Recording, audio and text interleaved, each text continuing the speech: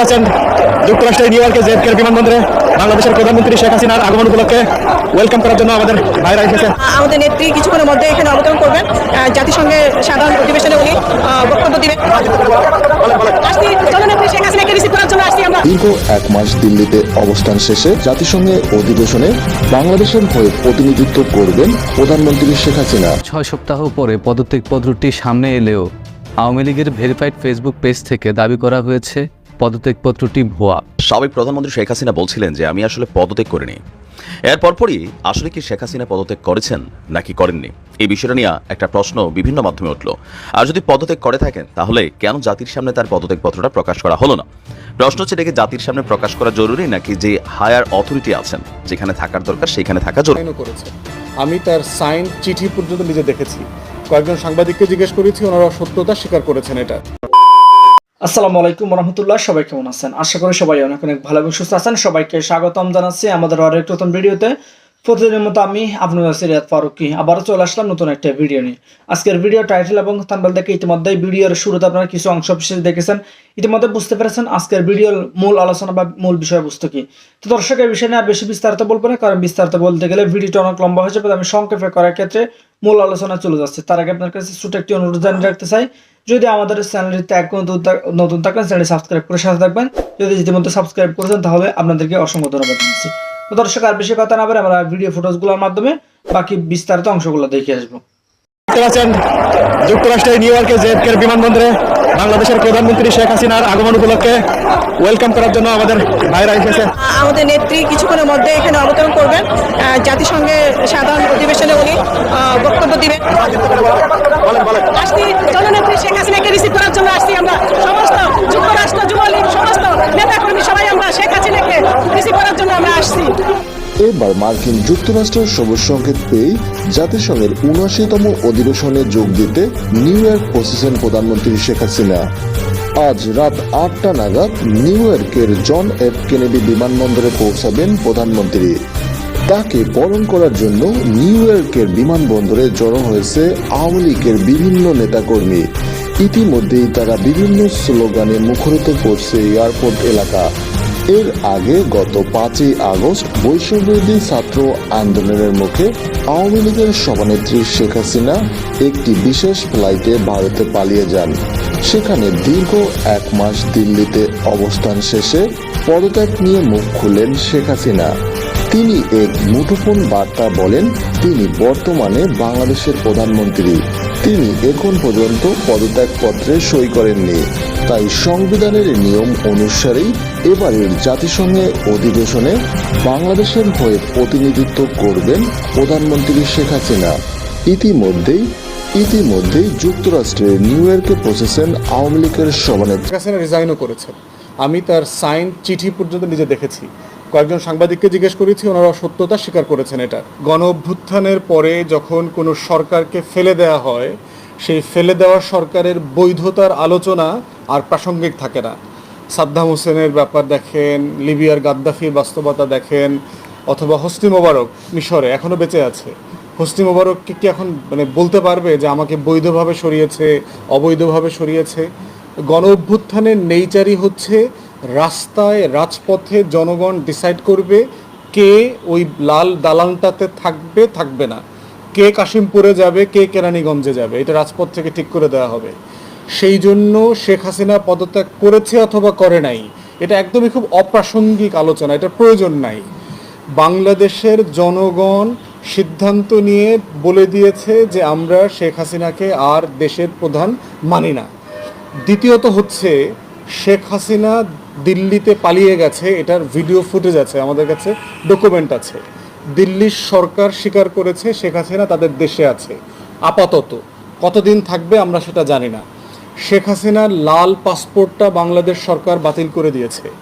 এত কিছুর পরেও যদি কারো মধ্যে ন্যূনতম সন্দেহ থাকে যে শেখ হাসিনার স্ট্যাটাস কি, সেটা তাদের রিভাইজ করতে হবে। আমাদের বক্তব্য খুব পরিষ্কার, শেখ হাসিনা রিজাইনও করেছেন। আমি তার সাইন চিঠি পর্যন্ত নিজে দেখেছি। কয়েকজন সাংবাদিককে জিজ্ঞেস করেছি, ওনারা সত্যতা স্বীকার করেছেন এটা। অতএব এটা সেকেন্ডারি, এটা খুবই অগুরুত্বপূর্ণ একটা ব্যাপার। পৃথিবীতে বহু স্বৈরশাসক রেজিগনেশন করার সময় পান নাই। পৃথিবীর বহু স্বৈরশাসককে রাজপ্রাসাদে ধরে গাছের সাথে ঝুলায়, পিলারের সাথে ঝুলায়, গুলি করে গিলেটিনে মেরে ফেলা হয়েছে। অতএব কখনো এটার বৈধতা আলোচনাটা আসতে পারে না, এটা প্রাসঙ্গিক না। অতএব শেখ হাসিনা তার তীব্র আন্দোলনের মুখে প্রধানমন্ত্রীর পদ থেকে পদত্যাগ করে দেশ ছাড়েন শেখ হাসিনা। তবে শেখ হাসিনার পদত্যাগ নিয়ে নানা মহলে গুঞ্জন রয়েছে। এরই মধ্যে প্রকাশ্যে এলো তার সই করা পদত্যাগপত্রটি। মহামান্য রাষ্ট্রপতি বরাবর ৫ আগস্ট এই পদত্যাগপত্রটি দেন শেখ হাসিনা। পদত্যাগপত্রে শেখ হাসিনা লেখেন, আমি গভীর দুঃখের সঙ্গে জানাতে চাই যে সাম্প্রতিক বিক্ষোভ ও সংঘর্ষের প্রেক্ষিতে যেখানে ৩০০ জনেরও বেশি মানুষ প্রাণ হারিয়েছে এবং আর কোনো প্রাণহানি এড়ানোর জন্য আমি পদত্যাগের সিদ্ধান্ত নিয়েছি। আমি বাংলাদেশের প্রধানমন্ত্রী পদ থেকে পদত্যাগ করছি। তিনি আরও লেখেন, এই ঘটনাগুলোতে আমি সম্পূর্ণ দায়িত্ব স্বীকার করছি এবং এদেশের জনগণের নিরাপত্তা ও কল্যাণের প্রতি আমার অঙ্গীকার সবসময় অটুট থাকবে। পদত্যাগপত্রে শেখ হাসিনা লেখেন, গত ১৫ বছর ধরে আমি আপনাদের সেবা করার সুযোগ পেয়েছি, যা আমার জীবনের সবচেয়ে বড় সম্মান। তবে সাম্প্রতিক ঘটনাবলী প্রমাণ করছে যে এ মুহূর্তে দেশকে এগিয়ে নিতে অন্য নেতৃত্বের প্রয়োজন। আমি আশা করি আমার পদত্যাগ বাংলাদেশের উন্নয়নের নতুন পথ খুলে দেবে এবং শান্তি পুনঃপ্রতিষ্ঠিত হবে। শেষ পর্যায়ে লিখেন, এই কঠিন সময়ে আমার সরকার যা কিছু করেছে তার জন্য আমি গভীরভাবে অনুতপ্ত। আমি সব বাধ্যবাধকতা মেনে নিচ্ছি এবং এই সিদ্ধান্ত বাংলাদেশের বৃহত্তর স্বার্থে নিয়েছি। দীর্ঘ ৬ সপ্তাহ পরে পদত্যাগপত্রটি সামনে এলেও আওয়ামী লীগের ভেরিফাইড ফেসবুক পেজ থেকে দাবি করা হয়েছে পদত্যাগপত্রটি ভুয়া। প্রসঙ্গত, গত ৫ আগস্ট দুপুরে সামরিক বাহিনীর একটি হেলিকপ্টারে করে বোন রেহানাকে নিয়ে ভারতে চলে যান শেখ হাসিনা। গেল ফোন যেই কলটা ছিল, ভাইরাল ফোন কল রেকর্ডের মধ্যে সাবেক প্রধানমন্ত্রী শেখ হাসিনা বলছিলেন যে আমি আসলে পদত্যাগ করিনি। এর পরপরই আসলে কি শেখ হাসিনা পদত্যাগ করেছেন নাকি করেননি, এই বিষয়টা নিয়ে একটা প্রশ্ন বিভিন্ন মাধ্যমে উঠল। আর যদি পদত্যাগ করে থাকেন তাহলে কেন জাতির সামনে তার পদত্যাগপত্রটা প্রকাশ করা হলো না? প্রশ্ন হচ্ছে, এটাকে জাতির সামনে প্রকাশ করা জরুরি নাকি যে হায়ার অথরিটি আছেন যেখানে থাকার দরকার সেইখানে থাকা জরুরি? বেসিক্যালি যেখানে থাকার দরকার সেইখানে থাকা জরুরি, কিন্তু যখন শেখ হাসিনা দাবি করলেন তিনি পদত্যাগ করেননি, দেন ওই হায়ার অথরিটির উচিত এই বিষয়টাকে সামনে নিয়ে আসা। কিন্তু এখন পর্যন্ত শেখ হাসিনার পদত্যাগপত্রটা আমরা দেখতে পাইনি। বাট আজকে সারাদিন যাবৎ সোশ্যাল মিডিয়া প্ল্যাটফর্মে যেই পদত্যাগপত্রটা ভাইরাল হয়েছে বা ভেসে বেড়াচ্ছে, এটা আসলে কতটুকু অথেন্টিক বা এটা আসলে কারা প্রকাশ করেছে? আপনি যদি আজকে সারা বাংলাদেশের গণমাধ্যমগুলোকে দেখেন বা সরকারি সাইটগুলোকে দেখেন, প্রধানমন্ত্রীর যেই কার্যালয় আছে বা বিভিন্ন সাইটগুলো, আমি একটু ঘাটাঘাটি করলাম, আমি আসলে কোথাও ওনার এই পদত্যাগপত্রটা হায়ার কোনো অফিসিয়াল অথরিটি থেকে প্রকাশ করতে দেখিনি। এটা বেসিক্যালি সোশ্যাল মিডিয়াতে বিভিন্ন জনপ্রিয় যে কন্টেন্ট ক্রিয়েটার আছেন তাদের বিভিন্ন জায়গা থেকে এটাকে প্রকাশ করেছেন, মুহূর্তের মধ্যে মানুষ বিশ্বাস করে নিচ্ছে। তবে বাংলাদেশ আওয়ামী লীগ দাবি করছে যে এই পদত্যাগপত্রটি বেসিক্যালি ভুয়া। এখন কেন ভুয়া সেটার সপক্ষে বেশ কিছু যুক্তি এবং কি এই পদত্যাগপত্রটাতে বেশ কিছু মেজর নন মেজর ভুলকেও তারা আইডেন্টিফাই করে দেখিয়েছেন। দেশের টিভি চ্যানেলের ফেসবুকে এরকম অপরিপক্ক এডিটেড কোনো পদত্যাগপত্র প্রকাশ এটি দৈন্যতা মাত্র। কোন একটা টেলিভিশন চ্যানেল সম্ভবত এটা প্রকাশ করেছে। এখন আওয়ামী লীগ ফেসবুকে ভাইরাল ওই পদত্যাগপত্রের সত্যতা নিয়ে কয়েকটি প্রশ্ন তুলেছে। কেন এই পদত্যাগপত্রটি ভুয়া? ১ নাম্বার, তারা ভুলে এখনো মুজিব বর্ষ লোগো লাগিয়ে রেখেছে, যেই মুজিব বর্ষ ২০২১ সালে শেষ। তার মানে আমরা জনগণ এটা হয়তো বুঝছি যে ঠিক আছে, কিন্তু আসলে আওয়ামী লীগের দাবি যে মুজিব বর্ষের যে লোগোটা সরকারি এই খাতাতে উপরে ছবিটা, এটা আসলে এখন আর নাই, এটা ২০২১ পর্যন্ত ব্যবহৃত হয়েছে। লক্ষ্য করুন, ভুয়া এই পদত্যাগপত্রটি অত্যন্ত অস্পষ্ট। আচ্ছা, অস্পষ্টটা স্পষ্ট করা যায়। পদত্যাগপত্রের ভাষা দেখুন, যা মন চায় তারা একটা কিছু লিখে পাবলিশ করে দিল। নাম্বার 4, শেখ হাসিনার স্বাক্ষরটিও গুগল থেকে নিয়েছে, যাতে স্পষ্ট দেখা যাচ্ছে মূল পেজের সাথে স্বাক্ষরের অংশের যে পিক্সেল আছে সেটার পার্থক্য, মানে একটা জিনিসের উপর আরেকটা জিনিস পট্টি মারলে যেটা হয়, আওয়ামী লীগ দাবি করছে এটা। ৫ই আগস্ট ছিল ২১শে শ্রাবণ, পদত্যাগপত্র দেওয়া সেটা হচ্ছে ২০শে শ্রাবণ।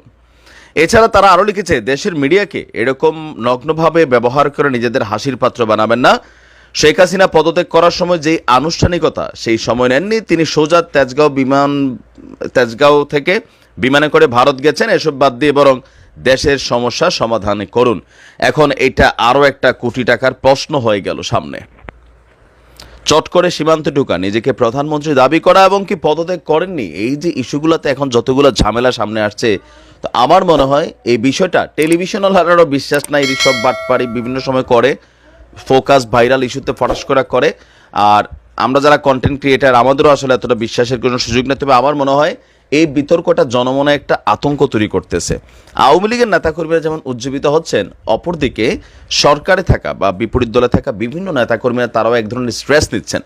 সো আসলে শেখ হাসিনা পদত্যাগ করেছে কিনা সেটা অনেকে বলছেন যে এটা জরুরি না, তিনি তো পালাই গেছেন, তিনি আর তো অলরেডি এটা কনস্টিটিউশন ভেঙে দেওয়া হচ্ছে, সব কিছু এখানে পরিবর্তিত হয়ে গেছে, চাইলে আর এসে ঢুকতে পারবে না। এটা সত্য, তিনি চাইলেও এই মুহূর্তে এসে বাংলাদেশে ঢুকলেও ক্ষমতায় বসার সুযোগ নেই, কারণ সারা পৃথিবী ডক্টর ইউনূসকে ম্যান্ডেট দিয়ে দিচ্ছে।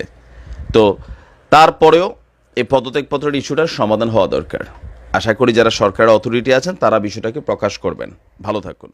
ইউনূসের সরকারকে এই জন্য কি করতে হবে? চোখে চোখে রাখতে হবে, সমালোচনা করতে হবে, নজরদারি করতে হবে, না হলে এটা কিন্তু স্বৈরাচারী হতে বাধ্য। এবং এই সরকারের প্রধান সমালোচনা আমি দেখতে পাচ্ছি, আগে তো বলতাম সব গোপালগঞ্জের লোক দেয়, কেন আপনার হচ্ছে ইন্টারিম গভর্নমেন্টের সব চট্টগ্রামের লোক থাকে আমি খুঁজে পাই না। সেমিনারে বক্তারা বলেন, ছাত্র জনতার সাথে এই অভ্যুত্থানে সৈনিকদের অংশগ্রহণ ছিল, সেনাবাহিনীতেও সংস্কার প্রয়োজন। যে সম্পত্তি তারা জনসাধারণের সম্পত্তি নিজেরা কিনে নিয়েছেন অন্যায়ভাবে, জুলুম জবরদস্তি, এই সম্পত্তি বাজেয়াপ্ত করতে হবে, যেটুকু তার একান্ত রক্ষা করে চলতে হবে সেইটা, এবং অতিরিক্ত সম্পদ সবটাই রাষ্ট্রের মালিকানায় যাবে এবং সরকার জাতীয় স্বার্থে সেটাকে ব্যবহার করবে। যদি সেনাবাহিনী বুঝতে আমরা আয়নাঘর বুঝি, সেনাবাহিনী বুঝতে আমরা গুমঘর বুঝি, তাহলে আজকে তরুণরা সেনাবাহিনীর প্রতি যেই ঘৃণাটা, যেই খারাপ ধারণাটা তাদের ডেভেলপ করবে, এটা ভয়ঙ্কর, এটা আমরা হতে দিতে পারি না। ফলে আয়নাঘরকে প্রকাশ করতে হবে। যেসব মানুষের গুম করে নিয়ে যাওয়া হয়েছে, যাদের কোনো চিহ্ন আমরা এখনো জানি না, যারা বেঁচে আছে কিনা, বেঁচে নাই কিনা চিহ্ন আমরা জানি না, সৈনিক ভাইদের প্রতি আমার আবেদন থাকবে, এটা খুঁজে বের করা তাদের দায়িত্ব, এটা তাদের দায়িত্ব। কারণ আমরা চাই না সেনাবাহিনীকে কোনো প্রকার আমাদের ইতিহাসে বিতর্কিত রাখতে। দ্রুত রাষ্ট্র সংস্কার করে একটি অংশগ্রহণমূলক নির্বাচনেরও তাগিদ দেন বক্তারা। দীপন দেওয়ান, বাংলা ভিশন, ঢাকা। প্রিয় দর্শক, কিন্তু আপনার সবাই ভিডিওটা দেখে বিস্তারিত বুঝতে পেরেছেন আজকের ভিডিওর মূল আলোচনা। ভিডিওটি দেখে আশা করি আপনার কাছে ভালো লেগেছে। ভিডিওটি কেমন লেগেছে কমেন্টে জানিয়ে ফেলুন। দেখা হবে না কোনো ভিডিওতে। আমাদের চ্যানেলটিতে নতুন থাকলে চ্যানেল সাবস্ক্রাইব করে সাথে থাকবেন। এতক্ষণ সাথে থাকার জন্য সবাইকে অসংখ্য ধন্যবাদ। আজ এতটুকুই, দেখা হবে না কোনো ভিডিওতে। ভালো থাকবেন, সুস্থ থাকবেন। চ্যানেলে নতুন থাকলে চ্যানেল সাবস্ক্রাইব করে সাথে থাকবেন। আল্লাহ হাফেজ।